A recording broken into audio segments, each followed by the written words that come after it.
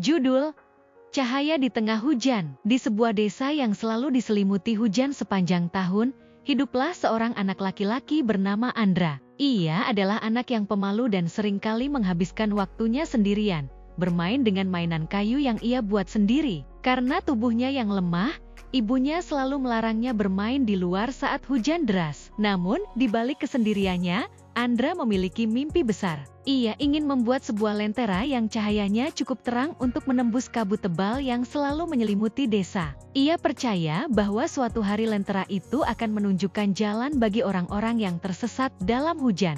Andra sering mengunjungi rumah Pak Dirman, seorang pandai besi tua yang tinggal di ujung desa. Meski sering diejek oleh anak-anak lain karena berteman dengan orang tua, Andra tetap setia belajar dari Pak Dirman tentang logam, kaca, dan cara membuat lentera. "Kenapa kamu ingin membuat lentera, Nak?"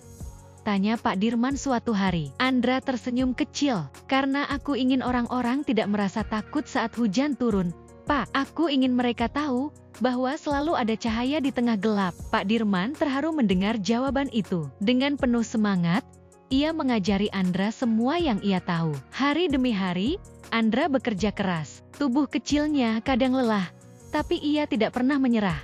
Suatu malam, ketika hujan turun lebih deras dari biasanya, sebuah kabar buruk tiba. Seorang anak kecil dari desa sebelah hilang di hutan. Penduduk desa panik, namun tidak ada yang berani keluar mencari karena kabut yang terlalu tebal. Andra, yang mendengar kabar itu, merasa ini adalah waktunya. Ia mengambil lentera yang baru saja ia selesaikan sehari sebelumnya. Lentera itu terbuat dari kaca yang memancarkan cahaya ke segala arah, dengan nyala api yang hangat dan stabil.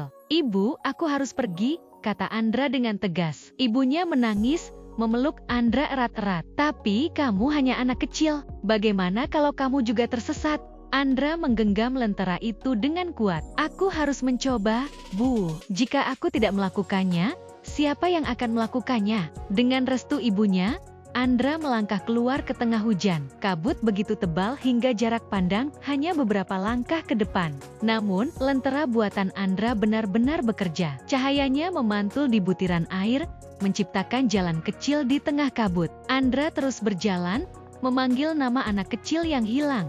Setelah berjam-jam mencari, ia akhirnya mendengar suara tangisan kecil dari balik semak-semak. Di sana, seorang bocah lelaki duduk gemetar, basah kuyup, dan ketakutan. "Jangan takut," kata Andra sambil tersenyum. "Aku di sini untuk membawamu pulang." Bocah itu memeluk Andra erat, dan bersama-sama mereka berjalan kembali ke desa, dipandu oleh lentera kecil yang bersinar terang. Ketika mereka tiba, seluruh desa menyambut mereka dengan sorak-sorai. Andra menjadi pahlawan kecil di mata semua orang. Namun, bagi Andra, keberhasilannya bukan soal menjadi pahlawan. Itu tentang keyakinannya bahwa bahkan di tengah hujan yang paling deras, cahaya kecil bisa membuat perbedaan besar. Sejak hari itu, lentera buatan Andra menjadi simbol harapan di desa itu. Dan ia dikenal sebagai anak cahaya yang berani menghadapi hujan demi menerangi jalan bagi orang lain.